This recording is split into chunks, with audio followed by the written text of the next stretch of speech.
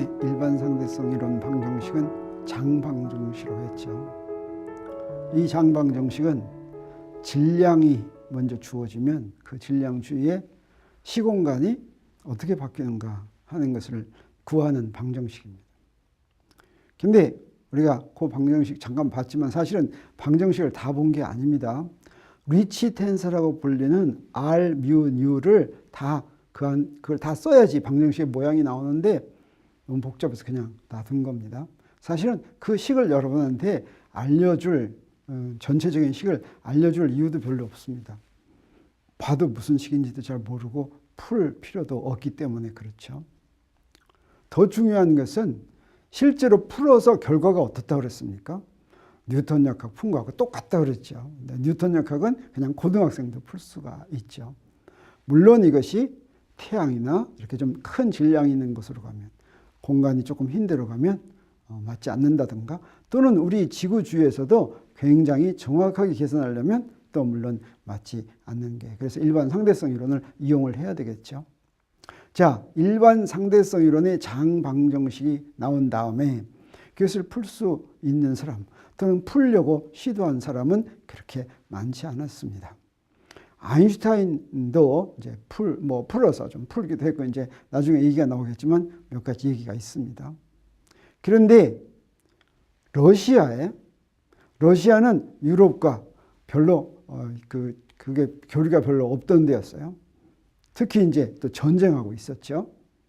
근데 러시아에 어떤 사람이 있었냐면 알렉산드르 프리드만이라는 물리학자가 있었습니다. 이 사람은 수학자이기도 했습니다. 제1차 세계대전에 러시아 공군조종사로 참전한 다음에 와서 1918년에 러시아의 페름 대학의 교수가 됐습니다. 그래서 뒤늦게 일반 상대성 이론이라는 게 발표됐다라고 하는 것을 들었어요. 그리고 아인슈타인의 논문을 직접 읽어보고 거기에 있는 장방정식을 풀었습니다. 물론 거기에 무엇이 필요하냐면 소스텀이 필요하죠. 질량과 에너지가 어떻게 분포되어 있는가. 여기에 적당한 가정을 해서 풀어야 됩니다. 간단하게 진짜 있는 그대로 풀려면 복잡하죠. 그래서 가정을 해서 푸는데, 그런데 이때 풀었더니 놀랍게도 시간에 따라서 우주가 점점 커진다는 풀이를 얻었습니다. 그런데 그로부터 바로 몇 년 안 돼서 1922년에 그렇게 풀고 1924년에 이걸 논문으로 발표했는데 1925년에 안타깝게도 장티푸스에 걸려서 사망하고 말았습니다. 그 방정식, 프리드만이 아인슈타인의 장방정식을 풀어서 구한 방정식을 프리드만 방정식이라고 하는데, 프리드만은 어떤 가정을 세웠냐면 우주가 균일하고 등방성이라는 가정을 세웠습니다. 우주가 균일하다고 하는 것은 우주의 질량이 지금 균일하게 이렇게 분포되어 있다고 하는 뜻이 되겠어요. 등방성이라고 하는 것은 어떤 방향이나 이 방향이나 저 방향으로 보나 다 똑같다라고 하는 거예요. 자, 이 두 가정으로 아인슈타인의 장방정식을 풀었는데 그때 그 구한 풀이가 팽창한다라고 하는 것이죠. 그런데 프리드만만 그렇게 풀어서 발표하는 것이 아니라 그보다 조금 있다가 조르주 르메트르라고 하는 벨기에 학자가 있었습니다. 이 사람은 1923년에 케임브리지 대학에서 아서 에딩턴, 바로 태양을 지나는 빛을 측정한 사람이죠. 그 사람의 제자로 우주론과 천문학을 공부했습니다. 그러면서 역시 로마 카톨릭의 신부이기도 했어요. 그 사람이 이제 케임브리지에서 공부한 다음에 1925년에 벨기에로 귀국해가지고 역시 아인슈타인의 논문을 보고 아인슈타인의 장방정식을 풀었습니다. 그래서 이렇게 풀었더니 1927년에 프리드만하고는 독립적으로 아인슈타인의 장방정식을 풀이가 우주가 팽창한다라고 하는 논문을 나와서 그것을 발표했습니다.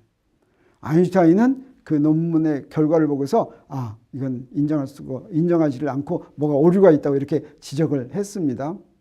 근데 르메트르는 이렇게 우주가 팽창한다면 그로부터 무엇을 알 수 있냐면 지금 팽창하고 있으면 어떻습니까? 과거로 가면 점점 작겠죠. 이건 무엇을 얘기하는 겁니까? 한참 과거로 가면, 이게 그동안에 계속 팽창해 왔다면 한참 과거로 가면 작아져서 없어질 수도 있겠죠. 네, 그래서 바로 언젠가는 우주가 만들어졌다는 이론과 통한다라고 하는 것을 지적했습니다.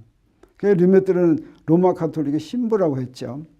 그래서 이 이론을 자기 로마 교황청에 보고를 했습니다. 그랬더니 그때 당시 1950년에 교황 비오 12세는 르메트르 이론이 유신론의 증거라고 선언하고 이것을 공식적으로 받아들였습니다. 그럴듯하죠. 우주가 만들어졌다.